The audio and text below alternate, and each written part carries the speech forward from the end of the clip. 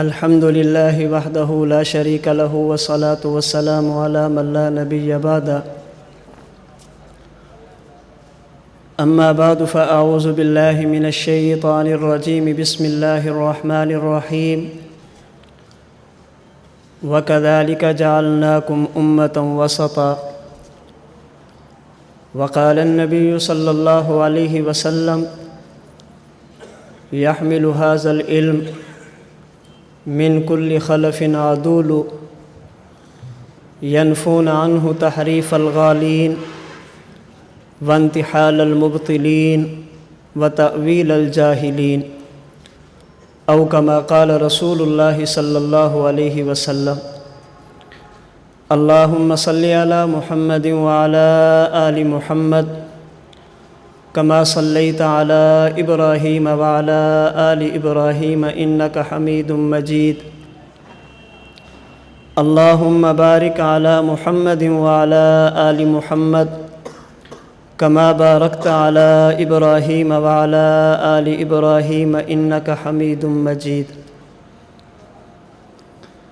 اللہ رب العزت نے قرآن کریم پارہ نمبر 2 سورۃ البقرہ کی آیت نمبر 143 میں اس امت کو امت وسط فرمایا ہے۔ اس امت کی صفات میں سے ایک صفت امت کا وسط ہونا اور امت کا معتدل ہونا بیان فرمایا ہے۔ عربی زبان میں واو، سین اور تا وسط، جب یہ 3 حرف ہیں، اگر سین پر زبر اور فتح ہو وسط تو اس کا معنی ہوتا ہے اعتدال اور درمیانہ، اور اگر سین پر زبر نہ ہو بلکہ جزم اور سکون ہو وسط تو اس کا معنی ہوتا ہے درمیانہ، درمیان والی چیز۔ وسط کا معنی اعتدال ہے اور وسط کا معنی درمیان ہے۔ اللہ رب العزت نے اس امت کو امت معتدل بنایا ہے۔ عربی زبان میں 3 لفظ استعمال ہوتے ہیں۔ نمبر 1 افراط، نمبر 2 تفریط اور نمبر 3 اعتدال۔ اردو زبان میں 3 لفظ استعمال ہوتے ہیں۔ نمبر 1 حد سے گزرنا، نمبر 2 حد سے اترنا اور نمبر 3 حد پر رہنا۔ شریعت میں 3 لفظ استعمال ہوتے ہیں۔ نمبر 1 الحاد، نمبر 2 بدعات اور نمبر 3 اہل سنت والجماعت۔ حد سے گزر جائے تو افراط، حد سے اتر جائے تو تفریط، حد پر رہے تو اعتدال۔ حد سے گزر جائے یعنی ان چیزوں کا انکار کر دے جو شریعت میں ثابت ہیں، یہ الحاد ہے۔ حد سے اتر جائے یعنی وہ چیزیں بھی شریعت کہنا شروع کر دے جن کا وجود شریعت میں نہیں ہے، یہ تفریط اور بدعات ہیں۔ حد پر رہے، جو چیزیں شریعت میں ثابت ہیں ان کو مانے اور جو شریعت میں ثابت نہیں ہیں ان کو شریعت نہ کہے، یہ اعتدال اور اہل سنت والجماعت ہے۔ اللہ تعالیٰ نے اس امت کو امت وسط فرما کر بتا دیا کہ نہ تو یہ افراط سے کام لیتے ہیں، نہ تفریط سے کام لیتے ہیں، نہ حد سے گزرتے ہیں، نہ حد سے اترتے ہیں، نہ دین کے ثابت شدہ مسائل کا انکار کرتے ہیں اور نہ غیر ثابت شدہ مسائل کو دین کہتے ہیں۔ جو کچھ ثابت ہو ان کو مانتے ہیں، یعنی حد پہ رہتے ہیں، اعتدال میں رہتے ہیں۔ جو چیز دین میں ثابت نہ ہو اس کو دین نہیں کہتے، یعنی حد پہ رہتے ہیں، اعتدال پر رہتے ہیں۔ اس امت کی خصوصیت یہ ہے، یہ الحاد سے کام بھی نہیں لیتی، بدعات سے کام بھی نہیں لیتی، افراط بھی نہیں کرتے، تفریط بھی نہیں کرتے۔ ہم الحاد اور بدعات سے بچتے ہوئے خود کو اہل سنت والجماعت کہتے ہیں۔ یہ ذمہ داری عام انسان کی ہے کہ افراط اور تفریط سے بچے۔ اگر عالم ہو اس کے ذمے خود بچنا نہیں ہے، اس کے ذمے اوروں کو بچانا بھی ہے۔ اگر کوئی افراط سے کام لے یعنی دین کے ثابت شدہ کسی مسئلے کا انکار کرے، عالم کی ذمہ داری ہے کہ دلائل کے ساتھ دین کو دین ثابت کرے۔ اگر کوئی بندہ تفریط سے کام لیتے ہوئے غیر دین کو دین ثابت کرنے کی کوشش کرے، عالم کا کام ہے کہ بدعات کا رد کرے۔ میرا اور آپ کا تعلق چونکہ عوام سے نہیں علماء سے ہے، اور علماء بھی کون سے؟ وکیل حنفیت حضرت امام ابو جعفر طحاوی رحمہ اللہ نے اپنی کتاب شرح مشکل الآثار میں ایک روایت نقل کی۔ نبی کریم صلی اللہ علیہ وسلم نے فرمایا، یہ امت جماعت در جماعت، طبقہ در طبقہ چلے گا۔ ہر دور میں امت کا معتدل طبقہ، عادل طبقہ اس کو لے گا۔ ان علماء کی خصوصیت کیا ہوگی؟ ینفون عنہ تحریف الغالین وانتحال المبطلین وتاویل الجاہلین۔ ینفون عنہ تحریف الغالین، تحریف کا مطلب ہوتا ہے ثابت شدہ چیز کا انکار کرنا اور تبدیل کرنا۔ ان علماء کی خوبی یہ ہوگی، اگر کوئی بندہ غالی بن کر، حد سے گزر کر، افراط سے کام لے کر دین کے ثابت شدہ مسائل کے انکار کی کوشش کرے گا تو وہ علماء ینفون الحاد کو دلائل کے ساتھ ختم کرنے کی کوشش کریں گے۔ وانتحال المبطلین، اگر کوئی بندہ دین کے چور دروازے سے داخل ہونے کی کوشش کرے گا، دین میں نقب لگا کر غیر دین کو دین بنانے کی کوشش کرے گا تو یہ علماء ان دین چوروں کا اور نقب لگانے والوں کا بھی تعاقب کریں گے۔ وتاویل الجاہلین، شریعت کا ایک مسئلہ جو تسلسل کے ساتھ چلا آ رہا ہو، امت کے جمہور طبقہ نے کسی نص کا کوئی معنی بیان کیا ہو، امت کو نظریہ دیا ہو، کوئی بندہ غلط تعویل کی بنیاد پہ امت کو دھوکہ دینے کی کوشش کرے گا تو یہ جاہلوں کی تعویل کی بھی نشاندہی کریں گے۔ اللہ تعالیٰ نے ہمیں امت معتدل بھی بنایا، اللہ تعالیٰ نے ہمیں علم کی نعمت بھی عطا فرمائی، اس لیے ہمارا حق بنتا ہے افراط اور تفریط سے بچ کر، حد سے گزرتا بھی نہیں، حد سے اترنا بھی نہیں، الحاد اور بدعات سے بچ کر صراط مستقیم، اعتدال اور اہل سنت والجماعت کے نظریات اور مسائل پر کاربند رہیں۔ اللہ تعالیٰ نے جو ہمیں شریعت عطا فرمائی ہے، اس شریعت میں بنیادی چیزیں تین ہیں۔ نمبر 1 عقائد و نظریات، نمبر 2 مسائل و عبادات، نمبر 3 اخلاق و عادات۔ ان تین چیزوں کا بنیادی طور پر نام ہے۔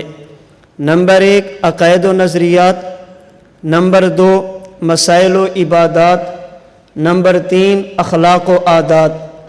اگر ہم شریعت کا مطالعہ کریں، ہمیں عقائد اور نظریات میں بھی اعتدال کا حکم ہے، مسائل و عبادات میں بھی اعتدال کا حکم ہے، اخلاق و عادات میں بھی اعتدال کا حکم ہے۔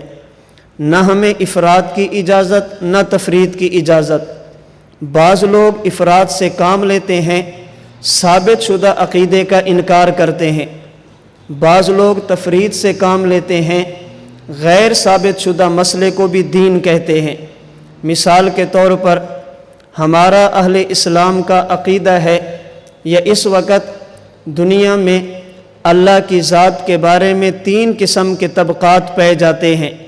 نمبر 1 دہریہ، نمبر 2 مشرکین، اور نمبر 3 اہل اسلام موحدین۔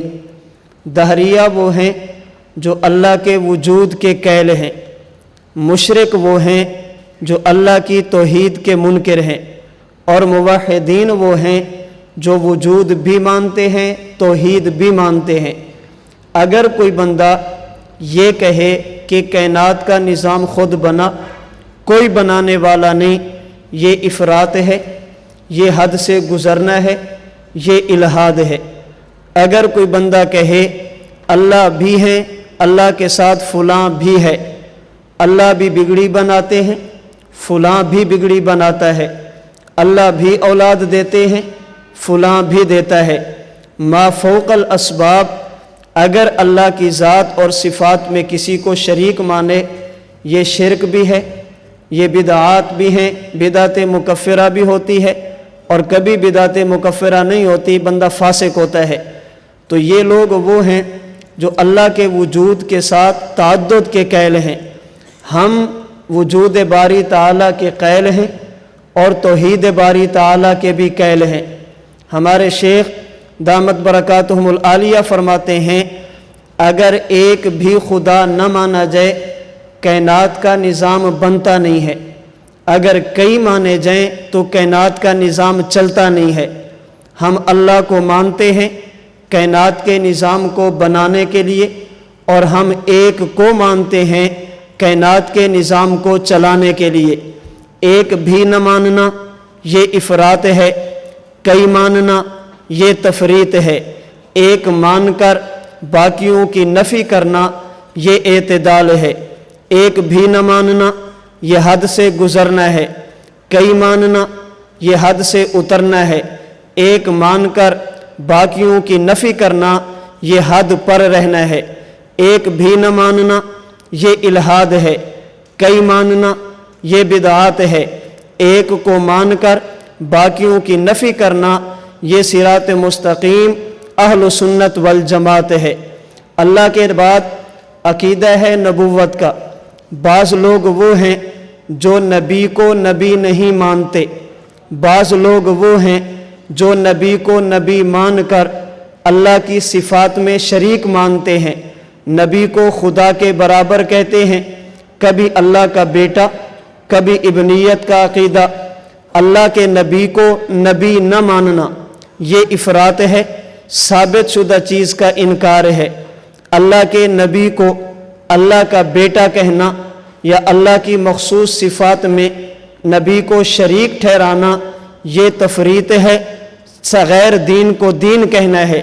اللہ کے نبی کو نبی نہ ماننا یہ حد سے گزرنا ہے، اللہ کے نبی کو نبی مان کر ابنیت کا عقیدہ رکھنا یہ حد سے اترنا ہے۔ نبی کو نبی ماننا اور نبی کو اللہ کا بیٹا نہ ماننا، نبی کو نبی ماننا اور نبی کو خدائی صفات میں شریک نہ ٹھہرانا یہ اعتدال ہے، یہ حد پہ رہنا ہے۔ نبی کی نبوت کا انکار یہ الحاد ہے، نبی کو خدائی صفات میں شریک ٹھہرانا یہ بدعات ہے، نبی کو نبی مان کر اللہ کا بیٹا بھی نہ کہنا، اللہ کی صفات میں شریک بھی نہ ٹھہرانا یہ صراط مستقیم اہل سنت والجماعت ہے۔ یاد رکھنا ہم اہل سنت والجماعت احناف دیوبند اللہ کی توحید کی آڑ میں پیغمبر کی گستاخی بھی نہیں کرتے، اور ہم عشق رسالت کی آڑ میں شرک کا ارتکاب بھی نہیں کرتے۔ توحید کی وجہ سے ہم اللہ کے نبی کو اللہ کے نبی مانتے ہیں، توحید کی آڑ میں پیغمبر کی صفات کا انکار بھی نہیں کرتے، اور محبت رسول کے لبادے میں ہم شرک کا ارتکاب بھی نہیں کرتے، بلکہ ہم بڑی جرات کے ساتھ کہتے ہیں نبوت کے بارے میں ہمارا عقیدہ یہ ہے، کہا ہے کس نے امام الانبیاء نہ کہو، کہا ہے کس نے سرتاج الاولیاء نہ کہو، کہو سبھی کچھ کہو مگر نبی کو خدا نہ کہو۔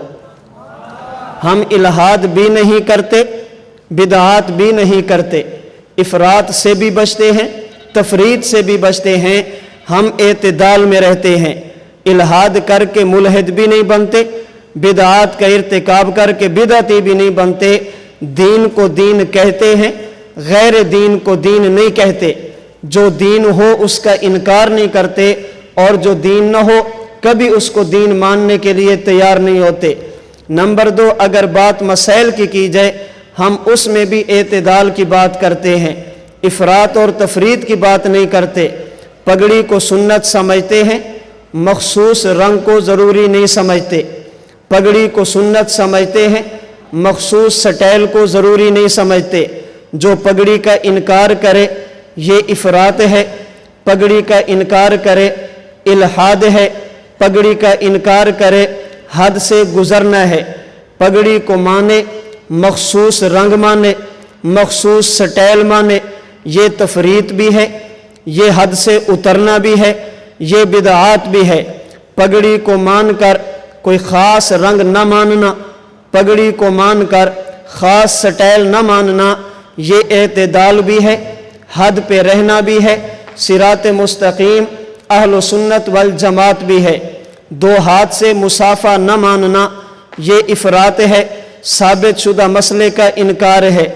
2 صافے کے بعد سجدہ کر لینا یہ تفریط ہے، غیر ثابت شدہ کو دین بنا دیا گیا۔ 2 ہاتھ سے مصافحہ نہ ماننا یہ افراط ہے، مصافحے کے بعد سجدہ کرنا یہ تفریط ہے۔ مصافحے کا انکار یہ حد سے گزرنا ہے، مصافحے کے بعد سجدہ یہ حد سے اترنا ہے۔ مصافحے کا انکار یہ الحاد ہے، مصافحے کے بعد سجدہ یہ بدعات ہے۔ مصافحہ 2 ہاتھ سے ماننا اور سجدہ نہ کرنا، مصافحہ 2 ہاتھ سے کر کر پیشانی کو غیر کے آگے نہ جھکانا، یہ حد پہ رہنا بھی ہے، اعتدال بھی ہے، اور مسلک حق مسلک اہل سنت والجماعت بھی ہے۔ نمبر 3، اخلاق و عادات۔ اللہ رب العزت نے ہمیں حکم دیا نرمی اختیار کرو، ہمیں حکم دیا محبت سے کام لو، ہمیں حکم دیا پیار اور محبت کرو، لیکن کس کے لیے؟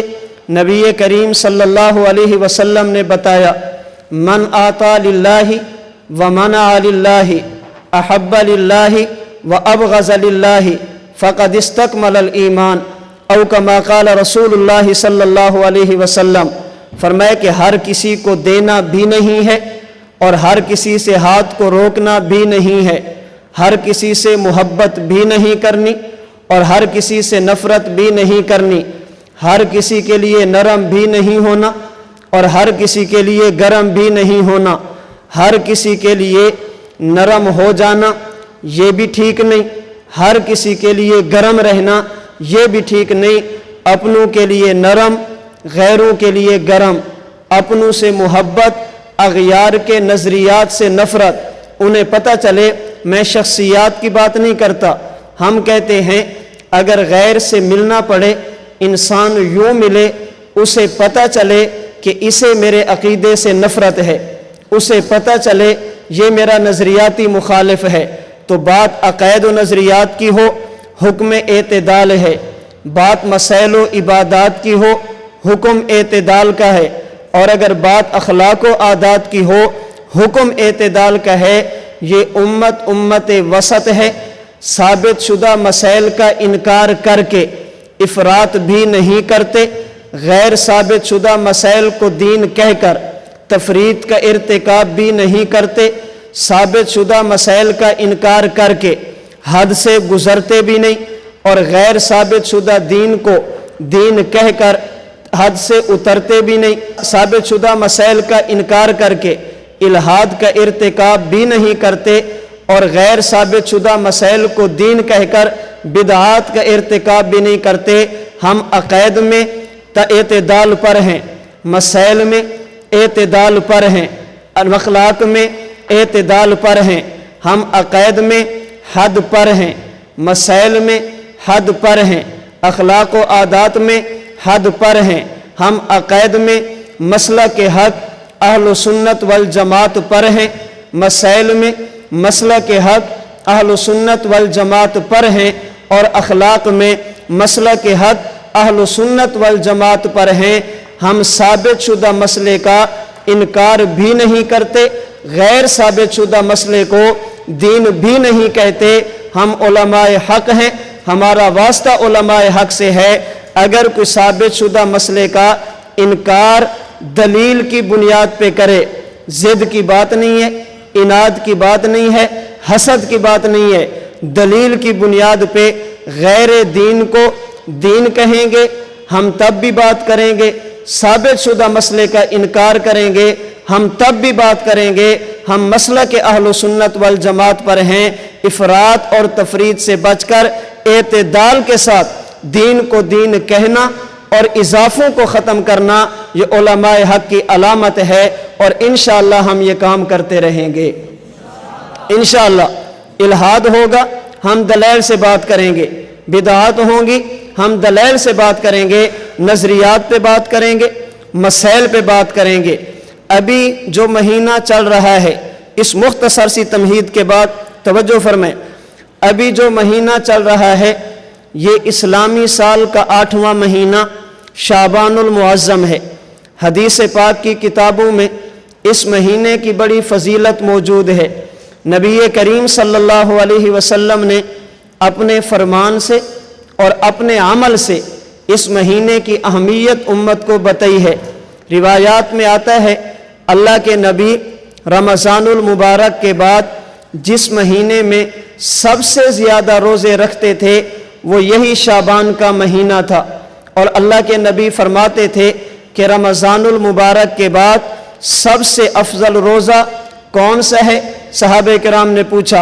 अल्लाह के नबी ने फरमाया शाबान का रोज़ा, लिताज़ीम रमज़ाना, इसलिए कि शाबान के रोज़े रखने में रमज़ानुल मुबारक की ताज़ीम व तौक़ीर और अदब व एहतराम की झलक नज़र आती है।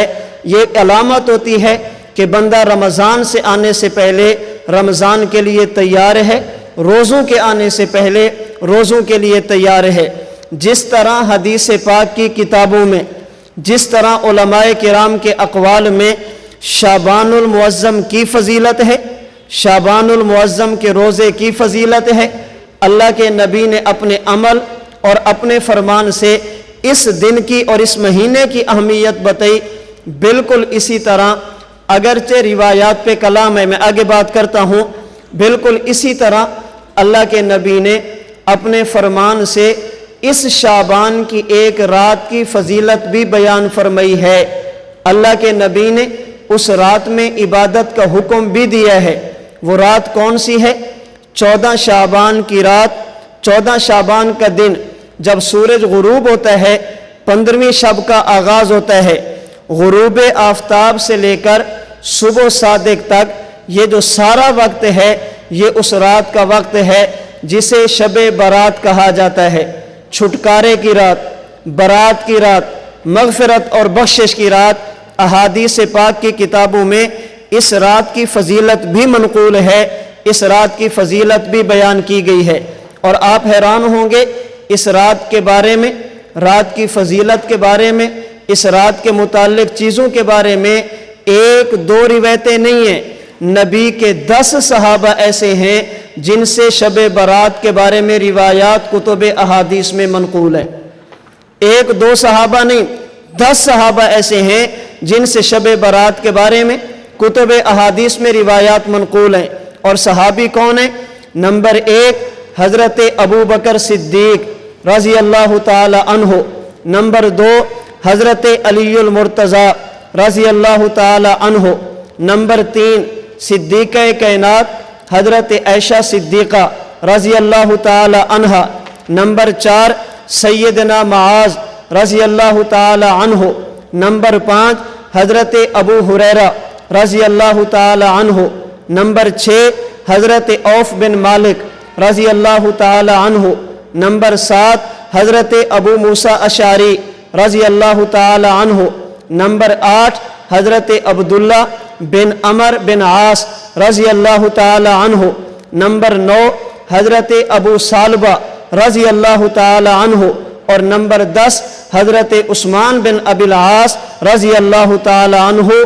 पैगम्बर के 10 सहाबा वो हैं जिनसे इस रात के बारे में मुख्तलिफ मुहद्दिसीन ने अपनी अपनी कुतुब में अल्लाह के नबी के फरामीन सहाबे किराम के अक़वाल नकल किए हैं। मैं हैरान होता हूँ, इतनी बड़ी तादाद में रिवायात मनक़ूल हैं, लोग नाम अपना अहले हदीस रखेंगे और इतनी रिवायात का इनकार करेंगे।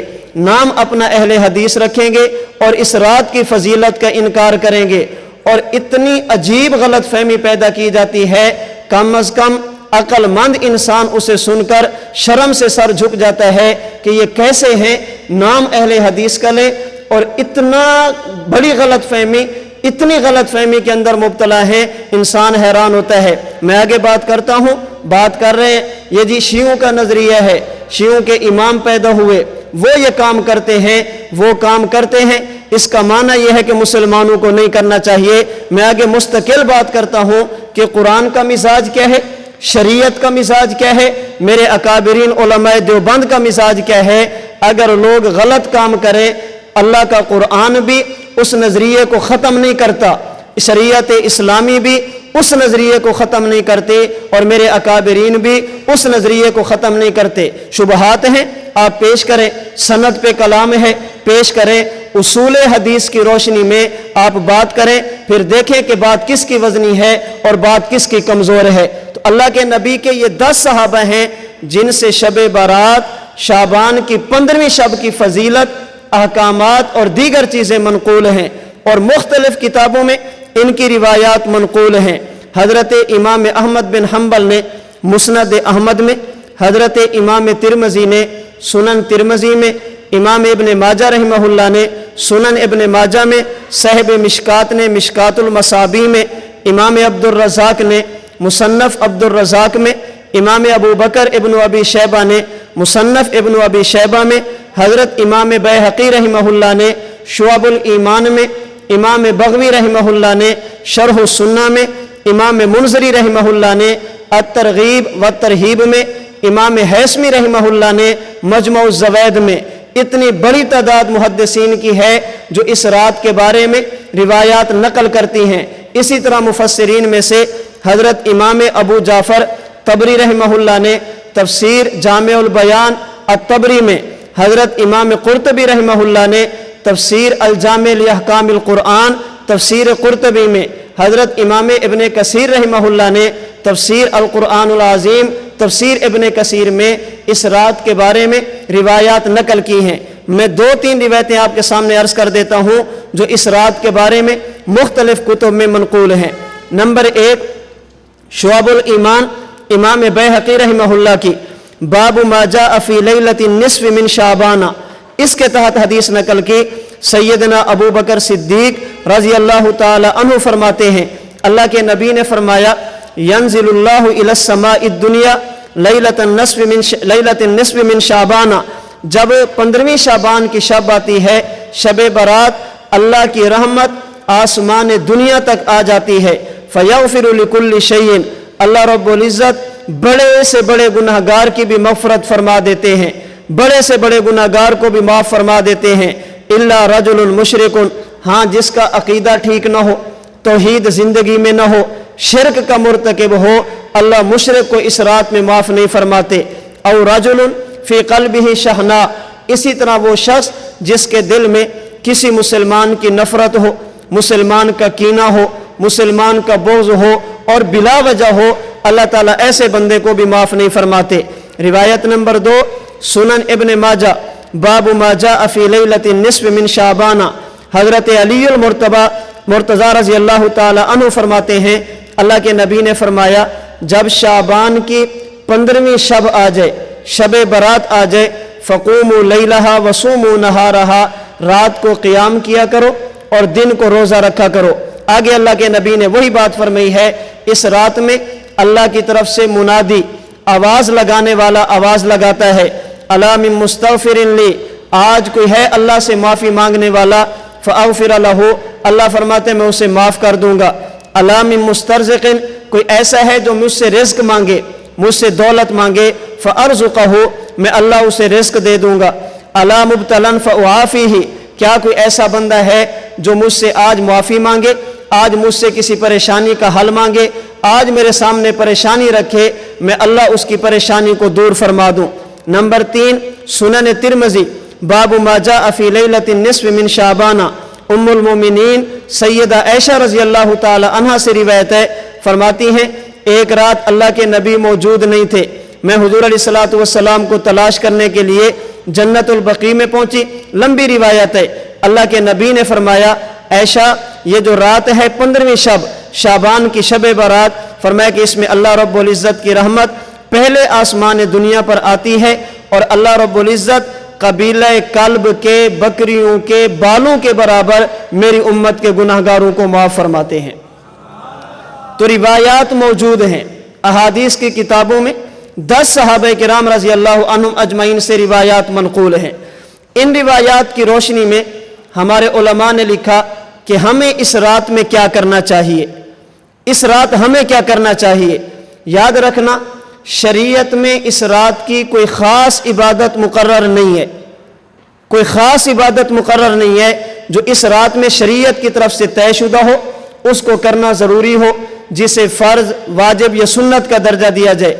अलबत्ता अल्लाह के नबी ने क़ुमू फरमाकर इस रात में क़ियाम का हुक्म दिया, इस रात में इबादत का हुक्म दिया।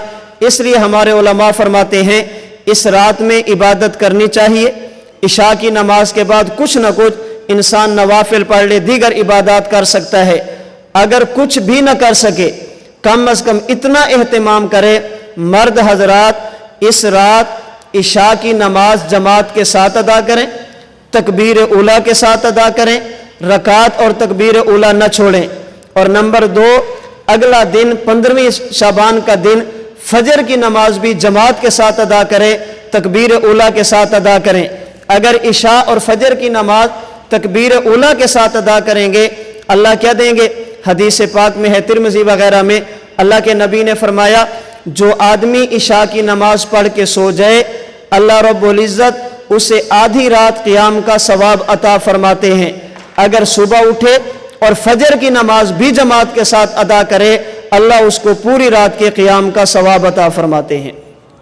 तो कम अज़ कम इतना करना चाहिए कि इस एक रात में बाजमात नमाज पढ़ें, तकबीर उला के साथ पढ़ें और ये नियत करें, अल्लाह से अहद और वादा करें, ऐ अल्लाह मैं मरते दम तक नमाज का भी एहतमाम करूँगा, जमात का भी एहतमाम करूँगा, तकबीर उला का भी एहतमाम करूँगा। हमें इस रात अल्लाह से वादा करना चाहिए। तो कम अज़ कम ये है, ज़्यादा नवाफिल नहीं पढ़ सकते, इशा और फजर की नमाज जमात के साथ अदा करें। नंबर 2, सुनन तिरमिज़ी की रिवायत के मुताबिक अल्लाह के नबी इस रात में कब्रिस्तान थे, जन्नतुल बकी में थे। इसलिए अगर कोई बंदा इनफरादी तौर पर कब्रिस्तान जाना चाहे, बग़ैर ऐलान के, बग़ैर तदाई के, बग़ैर लोगों को बुलाए, ये रोज़ाना का हर साल का मामूल नहीं है। अल्लाह के नबी एक मरतबा गए हैं, लेकिन इतना है कि अगर कोई जाना चाहे तो गुनाह नहीं है, जाना चाहे तो गलत नहीं है। बाकी इसको सुन्नत समझना, ज़रूरी समझना और वहाँ जाकर मेले जैसा समा बांधना, वहाँ पे जाकर गलत कामों का इर्तिकाब करना, ये ठीक नहीं है। कब्रिस्तान जाना चाहिए। इसी तरह तौबा इस्तिग़फ़ार है, कुरान करीम की तिलावत है। और इसमें एक बात का ख्याल रखना चाहिए, हमें दुनिया में जितनी भी नेमतें मिली हैं ये सदका हैं रसूलुल्लाह सल्लल्लाहु अलैहि वसल्लम का। अल्लाह के नबी की बरकत से हमें सब कुछ मिला है। इसलिए इस रात में जिस नबी की बरकत से ये मिला, तो कम अज़ कम कुछ न कुछ अल्लाह के नबी पर दरूद पाक भी पढ़ लेना चाहिए। ये हुजूर का हम पे हक है, नबी की बरकत से ये चीज़ें मिली हैं। बाकी इसके अलावा जितने भी काम हैं, अब देखें मैंने शुरू में अर्ज़ किया, बाज़ लोग इफ़रात से काम लेते हैं, बाज़ तफरीद से काम लेते हैं, बाज़ वो है जो इस रात की फजीलत के मुनकिर हैं, इस रात की फजीलत को मानते ही नहीं है, इस रात के सिरे से वजूद के भी कैल नहीं है कि ऐसी कोई बात नहीं है। और बाज़ वो हैं जिन्होंने इसी रात को सब कुछ समझ लिया, मस्जिद सजा लो, पूरा साल नमाज पढ़ने की ज़रूरत नहीं, एक देग पका लो, पूरा साल ज़कात देने की ज़रूरत नहीं है, चरागा कर लो, अखलाक की ज़रूरत नहीं है। बाज़ वो हैं जिन्होंने इफ़रात से काम लिया, इल्हाद से काम लिया, हद से गुजरे, उन्होंने साबित शुदा चीज़ का इनकार कर दिया। और बाज़ तफरीद का शिकार हुए, बिदआत के मुर्तकिब हुए, हद से नीचे उतर गए। उन्होंने सब कुछ इसी रात को समझ लिया, कभी नवाफिल की जमात, कभी तदाई हो रही है, कभी क्या कुछ हो रहा है, दीन के नाम पे बिदआत का इर्तिकाब किया जा रहा है। हम उम्मत वसत हैं, हम उम्मत मोतदिल हैं। दीन हमें एतदाल का दर्स देता है। हम इफरात का शिकार होकर इस रात की फजीलत का इनकार भी नहीं करते, तफरीद का शिकार होकर غلط کاموں کا ارتکاب بھی نہیں کرتے، الحاد کے مرتکب ہو کر غیر دین کو دین کے دین ہونے کے منکر بھی نہیں، بدعات کے مرتکب ہو کر غیر ثابت شدہ مسئلے کو دین بھی نہیں کہتے، حد سے گزر کر اس رات کو غلط بھی نہیں کہتے، اور حد سے اتر کر سب کچھ اسی رات کو بھی نہیں سمجھتے۔ ہم دین پر ہیں، اعتدال پر ہیں، ہم حد پر ہیں، مسئلہ کے حق، مسئلہ کے اہل سنت والجماعت پر ہیں۔ احادیث کی وجہ سے، آثار کی وجہ سے، بزرگوں کے تسلسل اور اقوال کی وجہ سے ہم اس رات کی فضیلت کو مانتے ہیں، کسی غلط فہمی کی بنیاد پہ ہم اس رات کی فضیلت کا انکار نہیں کرتے۔ جو ثابت ہے اس کو مانتے، جو ثابت نہیں ہے اس کا ہم انکار کرتے ہیں۔ جو لوگ اس دین کو، اس رات کی فضیلت کے قائل نہیں ہیں، اس رات کی فضیلت کو نہیں مانتے، ان کی طرف سے کئی قسم کی باتیں سامنے آتی ہیں۔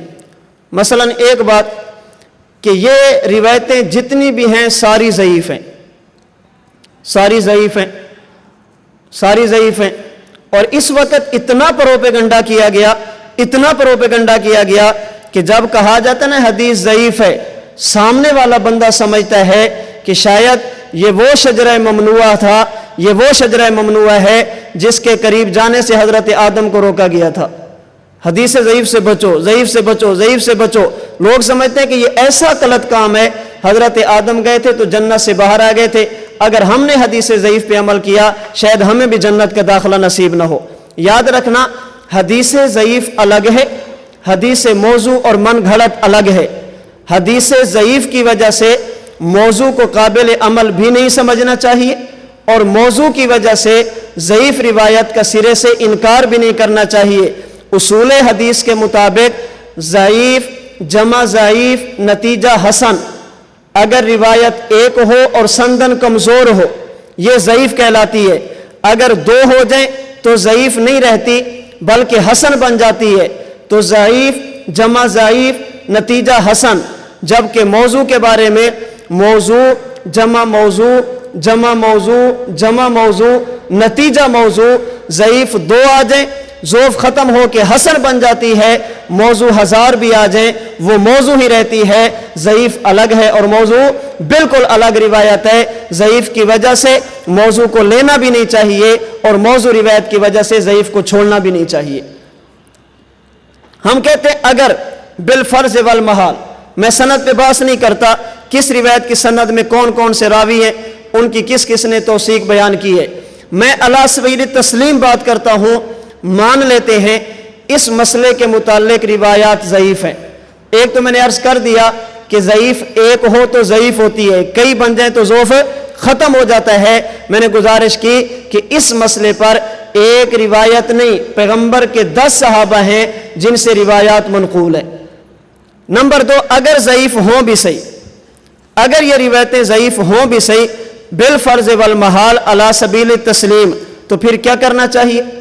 میں نے عرض کیا کہ ہم اس رات میں عبادت کو فرض یا واجب نہیں کہتے، ہم اس کو سنت نہیں کہتے، زیادہ سے زیادہ ہمارے ہاں اس کا درجہ استحباب کا ہے، اور استحباب کے بارے میں، ترغیب اور ترہیب کے بارے میں، فضیلت کے بارے میں اصول حدیث کا ضابطہ ہے، اصول حدیث کا قاعدہ ہے، جسے مختلف حضرات نے اپنی مختلف کتب میں نقل کیا۔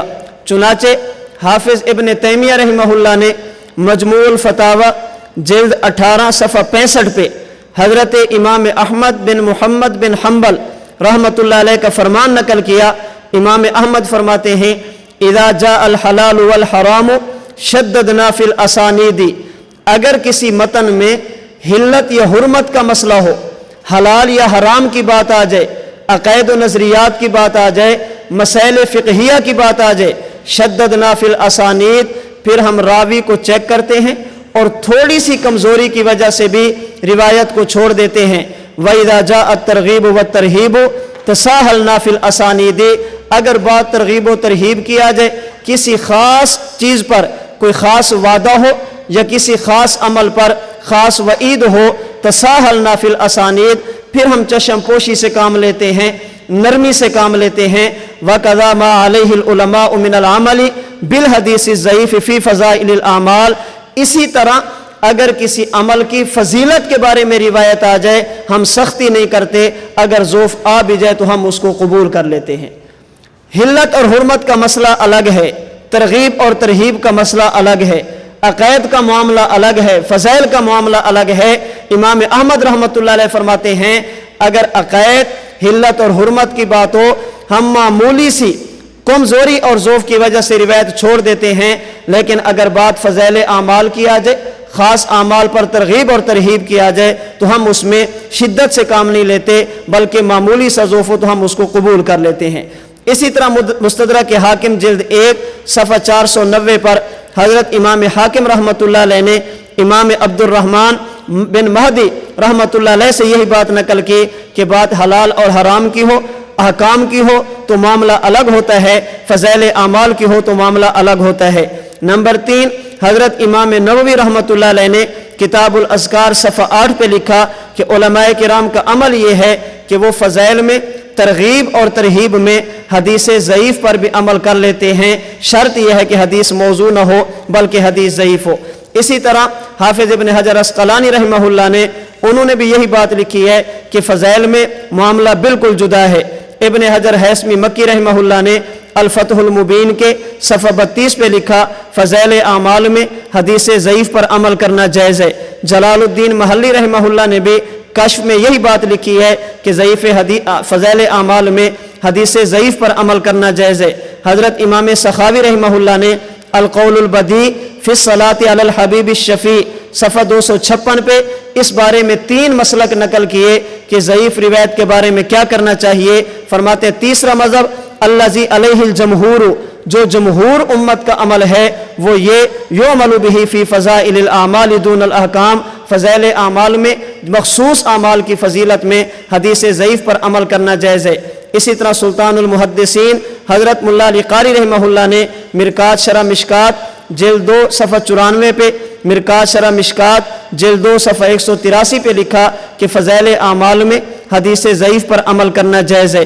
الفتوحات ربانیہ میں محمد بن علان الصدیق الشافعی رحمہ اللہ نے یہی بات لکھی ہے کہ حدیث ضعیف اس کا معاملہ بالکل جدا ہے۔ اسی طرح کئی سارے حضرات ہیں اور آپ حیران ہوں گے جن کا یہ لوگ بہت زیادہ نام لیتے ہیں، جن کے نام کو بہت زیادہ استعمال کرتے ہیں۔ حضرت شیخ عبدالعزیز بن عبداللہ بن باز جن کی وفات 1420 ہجری میں ہے، انہوں نے اپنے مجموع فتاوی ابن باز جلد 26 صفحہ 304 پہ یہی بات لکھی ہے کہ فضائل اعمال میں، فضائل اعمال کے اندر احتیاط کے تقاضے کے سامنے احتیاط کو پیش نظر رکھتے ہوئے ضعیف حدیث ضعیف اس پر عمل کیا جا سکتا ہے، اس میں کوئی حرج نہیں ہے۔ تو سوال یہ تھا کہ روایتیں ضعیف ہیں، روایتیں ٹھیک نہیں ہیں، تو میں نے عرض کیا نمبر 1 روایت ایک نہیں ہے، روایتیں کئی ہیں، جب کئی آ جائیں حکم بدل جاتا ہے۔ نمبر 2 اگر ضعیف ہوں بھی صحیح علی سبیل التسلیم بالفرض والمحال، ہم اس رات کے قیام کو فرض، واجب یا سنت نہیں کہتے، زیادہ سے زیادہ مستحب کہتے ہیں، اور جو چیز مستحب ہو، اعمال کی فضیلت کے بارے میں ہو تو اس میں تساہل سے کام لیا جاتا ہے، نرمی سے کام لیا جاتا ہے، حدیث ضعیف بھی اس میں بالکل چل سکتی ہے۔ اس حوالے سے ایک شبہ یہ بھی کیا جاتا ہے، بھی دیکھیں اس رات میں فلاں مسلک کے لوگ عبادت کرتے ہیں، اہل بدعت کی مسجد کو دیکھیں گے تو چراغاں ہوگا، ان کی مساجد میں دیکھیں گے تو صلاۃ و تسبیح کی جماعت ہوگی، دیکھیں گے تو غلط کاموں کا ارتکاب ہوگا، لوگ پٹاخے بجاتے ہیں، لوگ اس میں حلوے پتہ نہیں کیا کچھ غیر اللہ کے نام پہ نظریں اور نیازیں ہوتی ہیں، بعض لوگ جو صحابہ کرام کو نہیں مانتے، بعض لوگ جو ازواج مطہرات کو نہیں مانتے، وہ اس رات میں اپنے عقائد کی تبلیغ کرتے ہیں، اپنے نظریات کی امت میں اشاعت کرتے ہیں۔ اس لیے بہتر یہ ہے کہ ہمیں اس رات کی فضیلت کا انکار کر دینا چاہیے، چونکہ فلاں کا نظریہ ہے، فلاں کا عقیدہ ہے، فلاں اس کی فضیلت کا قائل ہے، تو چونکہ فلاں قائل ہیں اس لیے ہمیں اس کی فضیلت کا قائل نہیں ہونا چاہیے۔ اچھی طرح بات کو سمجھنا، قرآن کریم کا مزاج کیا ہے، شریعت کا مزاج کیا ہے، ہمارے اکابرین کا مزاج کیا ہے۔ اللہ تعالیٰ نے صحابہ کرام رضی اللہ تعالی عنہم اجمعین کو اجازت دی، اگر تم نبی کے پاس جاؤ، اللہ کے نبی کوئی بات فرمائیں اور تمہیں سمجھ نہ آئے تو دوبارہ بات پوچھ سکتے ہو. یہ مسئلہ تھا. اگر نبی کے پاس جاؤ اور کوئی بات دوبارہ پوچھنی پڑے تو دوبارہ بات پوچھ سکتے ہو. سوال یہ تھا کہ لفظ کون سے استعمال کریں. صحابہ کرام رضی اللہ عنہم اجمعین نے لفظ استعمال فرمایا راعینا. یا رسول اللہ راعینا، اس کا معنی بالکل ٹھیک تھا. بعض بدبختوں نے اسی لفظ کو غلط استعمال کرنا شروع کیا، راعینا کہنا شروع کیا، معنی بالکل بدل گیا، گستاخی کا پہلو آ گیا. اب ایک صورت یہ تھی، اللہ فرماتے کہ آج کے بعد نبی سے دوبارہ پوچھنے کی اجازت نہیں، چونکہ لوگ تمہاری بات سے غلط استدلال کرتے ہیں، اس لیے آج کے بعد مسئلہ ختم. اللہ تعالیٰ نے مسئلے کو ختم نہیں کیا، جو ان کی طرف سے غلط استدلال تھا اس کو ختم کیا. فرمایا یا ایھا الذین آمنوا لا تقولوا رائنا وقولوا انظرنا. آج کے بعد رائنا تو نہیں کہہ سکتے، اگر کوئی بات پوچھنی ہو تو انظرنا کہہ سکتے ہو. یہ قرآن کریم کا مزاج ہے. اگر غلط لوگ استدلال کریں، قرآن غلطی کو ختم کرتا ہے، مسئلے کو ختم نہیں کرتا، غلطی کو ختم کرتا ہے، نظریے کو ختم نہیں کرتا. اللہ کے نبی تشریف لے، لوگ بیت اللہ کا طواف کرتے تھے اور ننگے کرتے تھے، برہنہ جسم کرتے تھے. اللہ کے نبی نے جب طواف شروع کیا، ایک صورت یہ تھی اللہ منع فرما دیتے چونکہ فلاں طواف کرتے ہیں مسلمان نہ کریں، تاکہ پتہ چلے کہ یہ مسلمان ہیں. اللہ رب العزت نے طواف کو ختم نہیں کیا، جو انہوں نے اضافے اور کمیاں کی تھی ان کو ختم کیا. فرمایا پیغمبر طواف کرنا لیکن بدن پر احرام پہن کر کرنا، ننگے جسم نہیں کرنا. صحابہ کرام سے پہلے مشرکین صفا اور مروہ کے درمیان دوڑتے اور بتوں کے لیے دوڑتے تھے. اب ایک صورت یہ تھی اللہ منع فرما دیتے آج کے بعد دوڑنے کی اجازت نہیں، وہ بتوں کے لیے دوڑتے ہیں، اگر تم دوڑو گے لوگ سمجھیں گے یہ بھی بتوں کے لیے دوڑتے ہیں، صحیح مت کرنا. اللہ نے صحیح کو ختم نہیں فرمایا، ان بتوں کو ختم کرنے کا حکم دیا. تو شریعت کا مزاج یہ ہے، اگر شریعت کے کسی ثابت شدہ مسئلے میں لوگ غلط تعویل کریں، اپنی طرف سے اضافہ کریں، شریعت اضافے کو ختم کرتی ہے، کمی کو ختم کرتی ہے. شریعت اصل مسئلے کو، اصل نظریے کو، عقیدے کو ختم نہیں کرتی. لا الہ الا اللہ محمد الرسول اللہ ہمارا کلمہ ہے. اگر کوئی بندہ اس پہ اضافہ کرے، ہم کلمے کا انکار نہیں کرتے، اضافے کا انکار کرتے ہیں. ہم نہیں کہتے کہ فلاں نقوی صاحب، فلاں سید صاحب وہ یہ کلمہ پڑھتے ہیں، ہم انکار کر دیں. ہم کہتے نا، ہم اضافے کو ختم کریں گے، دین کے ثابت شدہ کلمے کو امت کے سامنے لائیں گے. اگر کوئی بندہ حضرت امام محمد مہدی علیہ الرضوان کو بنیاد بنا کر غلط مہدی کا تصور پیش کرے، ہم حقیقی مہدی کا انکار نہیں کریں گے. جو غلط مہدی ہوگا، غلط تصور ہوگا، جس کے بارے میں غلط باتیں لکھی گئی، صحابہ کرام کی توہین کی گئی، شریعت مہدی کے وجود کو ختم نہیں کرتی. جو غلط مہدی پیش کیا گیا اس نظریے کو غلط ثابت کرتی ہے. قرآن کریم اللہ کی کتاب ہے، قرآن کریم اللہ نے نازل فرمائی ہے. اگر کوئی اس کی تحریف کا قائل ہو، تبدیلی کا قائل ہو، قرآن کے اصلی ہونے کا قائل نہ ہو، ہم اس قرآن کے قرآن ہونے کا انکار نہیں کرتے، تحریف کو ختم کرتے ہیں، تبدیلی کو ختم کرتے ہیں. اگر کوئی بندہ قبر کے عذاب کا انکار کرے اور اس بنیاد پہ کرے کہ قبر کو قبر نہ مانو، لوگ سجدے کرتے ہیں، قبر کو قبر نہ مانو، لوگ دعائیں مانگتے ہیں، ہم قبر کے قبر ہونے کا انکار نہیں کرتے، سجدوں کا انکار کرتے ہیں، طواف کا انکار کرتے ہیں، وہاں پہ جا کر نظر و نیاز کا انکار کرتے ہیں. اور ہم نہیں کہتے. حکیم الامت مجدد الملت حضرت مولانا شاہ محمد اشرف علی تھانوی رحمۃ اللہ علیہ نے التکشف میں لکھا، کسی نے کہا حضرت سماع موتا کا انکار کر دینا چاہیے. کیوں؟ یہ اگرچہ شرک نہیں ہے لیکن شرک کا ذریعہ بنتا ہے. لوگ جاتے ہیں قبر والوں سے دعائیں مانگتے ہیں، جاتے ہیں لوگ وہاں پہ جا کر اپنے مافوق الاسباب استمداد مانگتے ہیں، مدد طلب کرتے ہیں. سماع موتا کا انکار کر دینا چاہیے. حکیم الامت نے حضرت تھانوی رحمۃ اللہ علیہ نے بڑی پیاری بات فرمایا کہ کیا سماع موتا کے انکار کے علاوہ اس شرک کی تردید نہیں کی جا سکتی؟ کیا دوسری صورتیں نہیں ہیں؟ سماع موتا کا انکار کیوں کرتے ہو؟ یا کہہ دو ہمارے پاس دوسرے دلائل نہیں ہیں. میں کہتا ہوں اگر سماع موتا کا بنیاد، سماع موتا کا انکار اس بنیاد پہ کرنا ہے کہ یہ شرک کا ذریعہ ہے، سماع موتا کا انکار کرو تاکہ جا کر لوگ قبر والوں سے مدد نہ مانگے، پھر زندہ لوگوں کی زندگی کا بھی انکار کرو۔ کیوں؟ ہمارے ملک کا وہ طبقہ جو قبروں پر جا کے غیر اللہ سے مدد مانگتا ہے، وہ تو زندوں سے بھی مانگتا ہے، زندہ پیروں سے بھی مانگتے ہیں۔ اگر قبروں پہ سجدہ کرتے ہیں، زندہ پیروں کو بھی سجدہ کرتے ہیں۔ اگر سجدے کی بنیاد پہ قبر کے قبر ہونے کا انکار کرو گے، سجدے کی بنیاد پہ قبر کے سما کا انکار کرو گے، پھر زندہ لوگوں سے اس کا بھی انکار کرنا پڑے گا۔ ہم کہتے ہیں ہم اس کا انکار بھی نہیں کرتے، اس کا انکار بھی نہیں کرتے۔ اسے سجدہ کرنا بھی غلط ہے، اسے سجدہ کرنا بھی غلط ہے۔ زندہ اسے بھی مانتے ہیں، زندہ اسے بھی مانتے ہیں۔ ما فوق الاسباب یہ بھی کچھ نہیں کر سکتا، ما فوق الاسباب وہ بھی کچھ نہیں کر سکتا۔ اگر کوئی یہاں سجدہ کرے یہ بھی غلط کرتا ہے، وہاں سجدہ کرے یہ بھی غلط کرتا ہے۔ تو مزاج شریعت یہ ہے، اگر کوئی بندہ شریعت کے عقائد میں غلط ارتکاب کرے، غلط عقیدے کو گھسیڑ دے، غلط نظریے کو شریعت کے اندر داخل کر دے، شریعت اصل عقیدے کو ختم نہیں کرتی، نظریے کو ختم نہیں کرتی، اضافوں کو ختم کرتی ہے۔ ہم یہاں بھی کہتے ہیں شب برات کی فضیلت روایات سے ثابت ہے، شب برات کی روایات کتب احادیث میں موجود ہیں، اصول حدیث کے مطابق قابل قبول ہیں۔ باقی آپ کا یہ سوال کہ فلاں کرتا ہے، فلاں کرتا ہے، فلاں کرتا ہے، آپ تردید نہیں کر سکتے، نہ کریں۔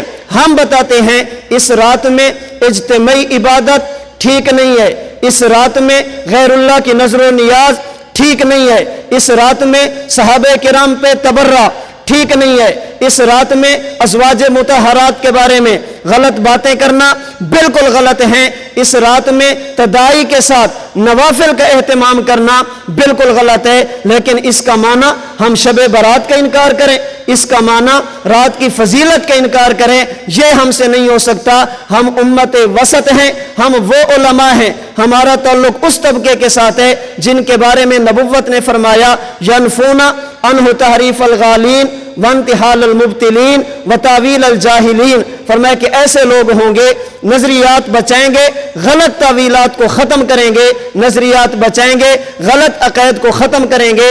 ہم اضافے کو اور کمی کو ختم کر کے افراد سے کام بھی نہیں لیتے، ثابت شدہ مسئلے کا انکار کریں، تفرید سے کام بھی نہیں لیتے، غیر ثابت شدہ کو دین کہیں۔ ہم افراد سے کام بھی نہیں لیتے، رات کی عبادت نہ مانیں، تفرید سے کام بھی نہیں لیتے، چراغاں شروع کر دیں۔ ہم الہاد بھی نہیں کرتے، رات کی فضیلت کا انکار کریں، بدعات بھی نہیں کرتے، تداعی شروع کر دیں۔ ہم مسئلہ کے حق، مسئلہ کے اہل سنت والجماعت پر ہیں، افراط بھی نہیں، تفریط بھی نہیں، اعتدال ہے، حد سے گزرنا بھی نہیں، اترنا بھی نہیں، حد پر رہنا ہے۔ ہم الہاد بھی نہیں کرتے، بدعات بھی نہیں کرتے، سنت کرتے ہیں، شریعت پہ عمل کرتے ہیں۔ ہمارے علماء جو شریعت ہمیں سمجھاتے ہیں ہم اس کو لے کر جاتے ہیں، کسی غلطی کی وجہ سے ہم اضافہ بھی نہیں کرتے، اور کسی بدبخت کی غلط فہمیوں کی وجہ سے، شبہات کی وجہ سے ہم دین کے ثابت شدہ مسئلوں کا انکار بھی نہیں کرتے۔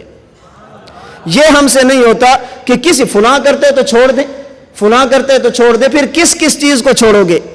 کس کس چیز کو چھوڑو گے؟ داڑھی اغیار بھی رکھتے ہیں، پگڑی اغیار بھی باندھتے ہیں، نمازیں چلے آپ 5 پڑھتے ہیں، وہ کم پڑھتے ہیں، پڑھتے تو ہیں، رکعتوں کا اختلاف ہے، طریقے کا اختلاف ہے۔ ہم رکعتیں اگر کوئی غلط استعمال کرے ہم بتاتے ہیں بھی ٹھیک نہیں ہے، نماز نہیں چھوڑتے۔ اگر کوئی پگڑی غلط استعمال کرے بتاتے ہیں ٹھیک نہیں، پگڑی نہیں چھوڑتے۔ یہی شریعت ہے، یہی اعتدال ہے، یہی امت وسط ہے۔ تو اس رات کی فضیلت کا ہم انکار بھی نہیں کرتے، اور اس رات میں بدعات کا ارتکاب بھی نہیں کرتے۔ جو ثابت ہے اسے ثابت کہتے ہیں، اور جو ثابت نہیں ہے اس کا ہم انکار کرتے ہیں۔ غیر دین کو دین بھی نہیں کہتے، اور دین کو غیر دین بھی نہیں کہتے۔ جو دین ہے وہ دین ہے، جو دین نہیں ہے وہ نہیں ہے۔ تو یہ نہیں ہے کہ فلاں کرتے ہیں تو چھوڑ دیں، فلاں کرتے ہیں تو چھوڑ دیں۔ کس کس چیز کو چھوڑیں گے؟ کس کس چیز کو چھوڑیں گے؟ ہر باطل کو یہی غلط فہمی ہے، حیات النبی شیعوں کا عقیدہ چھوڑ دو، حیات النبی فلاں کا عقیدہ چھوڑ دو۔ ہم کہتے ہیں یہ تو دیکھو ان کا عقیدہ کیا ہے، ہمارا عقیدہ کیا ہے۔ ہم پہلے کے ہیں، وہ بعد کے ہیں۔ اگر بعد والا پہلے والوں سے مل جائے اور غلط عقیدہ اختیار کرے، اس میں اضافہ شروع کرے، تو اس غلطیوں کو ختم کیا جاتا ہے، اضافے کو ختم کیا جاتا ہے، عقیدوں کو ختم نہیں کیا جاتا۔ عقیدوں پہ چھریاں نہیں چلاتی، مسائل پہ چھریاں نہیں چلی جاتی۔ تو ہم اعتدال کے ساتھ افراط اور تفریط سے بچتے ہوئے جو دین ہے اسے دین کہتے ہیں، جو دین نہیں ہے اسے دین ماننے کے لیے تیار نہیں ہے۔ اللہ تعالیٰ اس رات کو ہمارے لیے واقعی شب برات بنا دے، اللہ تعالیٰ ہمارے لیے اس کو بخشش کا ذریعہ بنا دے، مغفرت کا ذریعہ بنا دے۔ اللہ تعالیٰ اس رات کو ہمارے حق میں برات والی رات بنا دے۔ اللہ تعالیٰ اس رات میں وہ کام کرنے کی توفیق عطا فرمائے جو اللہ کی رضا کا سبب بنتے ہیں، ایسے کاموں سے حفاظت فرمائے جو اللہ کی ناراضگی کا سبب بنتے ہیں۔ وآخر دعوانا ان الحمد للہ رب العالمین۔